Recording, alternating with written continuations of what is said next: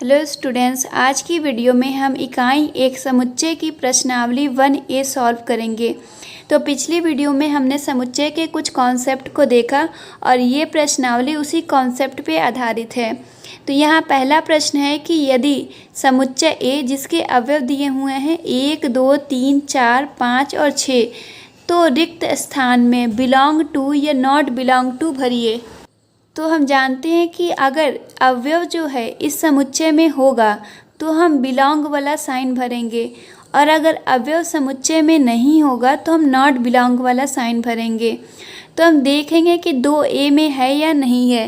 तो हम देख सकते हैं कि ए समुच्चय में अवयव 2 उपस्थित है, तो इसलिए हम कहेंगे कि 2A में है। तो 2A में है, इसलिए इसको दिखाने के लिए हम बिलोंग टू साइन का यूज़ करेंगे, यानी यहाँ पे हो जाएगा टू बिलोंग टू ए। अब सेकंड देखते हैं कि 7A में है या नहीं है। तो हम पाते हैं कि समुच्चय ए में अवयव 7 नहीं है, इसलिए यहाँ पे हम नॉट बिलोंग टू का साइन भर देंगे, यानी 7 इज़ नॉट बिलोंग टू ए हो जाएगा। इसी प्रकार बचे हुए 2 प्रश्नों को आप स्वयं कर सकती हैं। अब सेकंड क्वेश्चन देखते हैं। यहाँ दिया हुआ है कि निम्नलिखित संग्रह में से कौन समुच्चय को निरूपित करता है। तो हम देख रहे हैं फर्स्ट है कि भारत की महिला प्रधानमंत्रियों का संग्रह। तो हमें बताना है कि ये संग्रह जो है समुच्चय है या नहीं है। तो चूँकि यहाँ पे हम स्पष्ट रूप से बता सकते हैं कि भारत की कौन कौन सी महिला प्रधानमंत्री हैं, यानी हमें इस संग्रह के अवयव के बारे में पता है, इसलिए ये जो संग्रह होगा वो समुच्चय होगा। सेकंड क्वेश्चन है इसमें कि प्रथम 5 प्राकृतिक संख्याओं का संग्रह। तो हम जानते हैं कि इस संग्रह में कौन कौन से अवयव होंगे। यहाँ पे 5 प्राकृतिक संख्याएं होंगी, 1, 2, 3, 4 और 5, यानी इस संग्रह के अवयव के बारे में हम स्पष्ट रूप से कह सकते हैं। तो इस तरह से ये भी जो संग्रह होगा वो समुच्चय होगा। थर्ड क्वेश्चन है कि कक्षा 11 की बुद्धिमान छात्राओं का संग्रह। तो अगर हम देखें तो यहाँ पे हम स्पष्ट रूप से नहीं बता सकते हैं कि कक्षा 11 की बुद्धिमान छात्राएं कौन सी हैं। तो चूँकि संग्रह के अवयव के बारे में हमें स्पष्ट रूप से नहीं पता है, इसलिए हम कहेंगे कि ये संग्रह समुच्चय नहीं होगा। फोर्थ क्वेश्चन भी इसी प्रकार है, विश्व के सर्वश्रेष्ठ 11 बल्लेबाजों का संग्रह। तो यहाँ पे भी हम स्पष्ट रूप से नहीं कह सकते हैं कि सर्वश्रेष्ठ 11 बल्लेबाज कौन से हैं, इसलिए ये संग्रह भी समुच्चय नहीं होगा। थर्ड क्वेश्चन है कि निम्नलिखित प्रत्येक समुच्चय को तालिका विधि से लिखिए। तो हम देख रहे हैं कि यहाँ पे जो समुच्चय दिया हुआ है उसमें चर लिखा हुआ है, फिर चर की विशेषता लिखी हुई है, चर का गुण लिखा हुआ है, यानी ये समुच्चय निर्माण विधि द्वारा समुच्चय को निरूपित किया गया है, और यहाँ पे हमें इसको तालिका विधि द्वारा निरूपित करना है। तीसरे का पहला प्रश्न इस प्रकार दिया हुआ है कि समुच्चय ए बराबर x, जहाँ पे x एक पूर्ण वर्ग है और x का मान जो है 40 से कम है। तो यहाँ पे हमें x की विशेषता दी हुई है समुच्चय निर्माण विधि में। अगर हमें तालिका विधि में इसको चेंज करना है तो हम तालिका विधि में ब्रैकेट के अंदर सारे अवयव को कामा लगा के लिखते हैं, यानी हमें समुच्चय के अवयव के बारे में पता होना चाहिए, तभी हम तालिका विधि में लिख सकते हैं।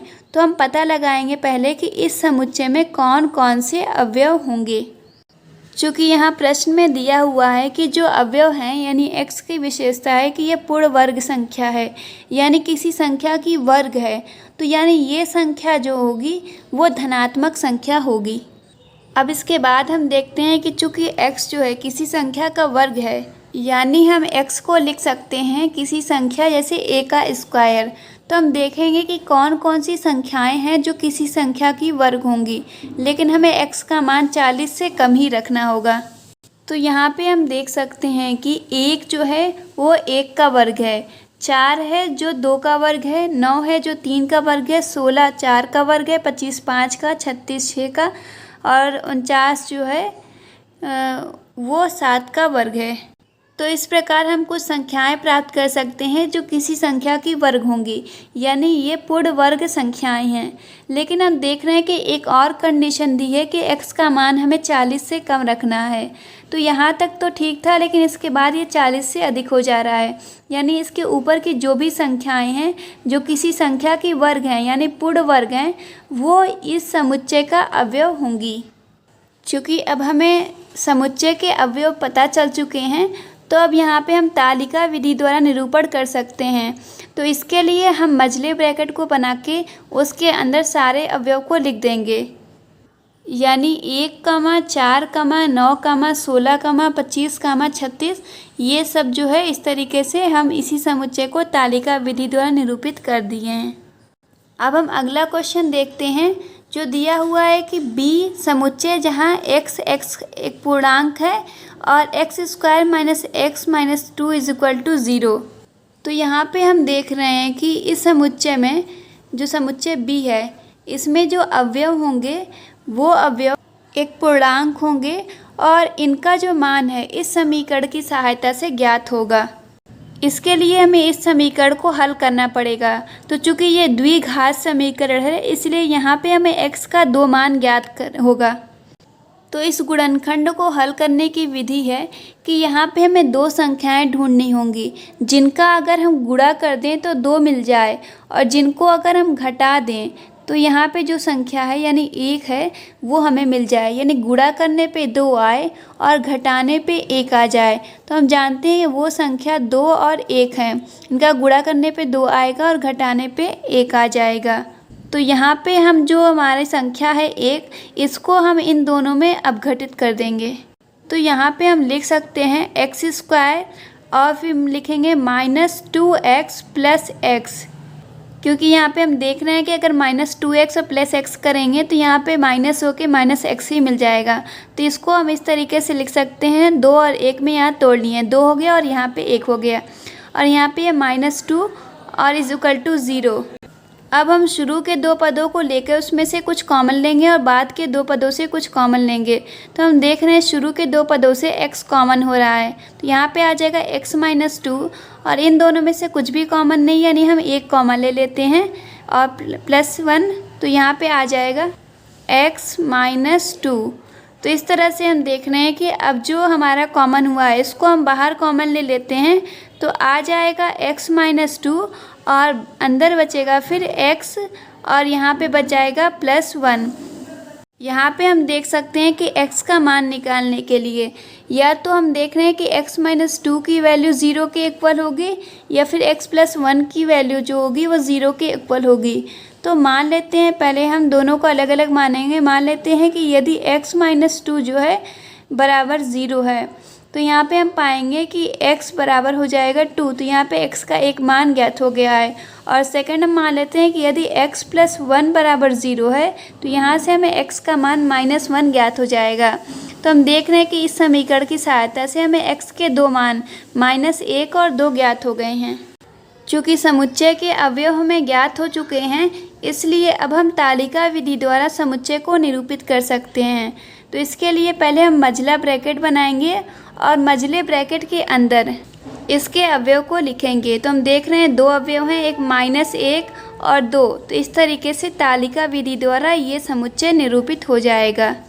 अब थर्ड क्वेश्चन देखते हैं। यहाँ दिया हुआ है कि सीरीज शब्द के सभी अक्षरों का समुच्चय C है। तो यहाँ पे C को हमें तालिका विधि द्वारा निरूपित करना है। तो C बराबर हो जाएगा, मझले ब्रैकेट के अंदर हमें समुच्चय के अवयव को लिखना है।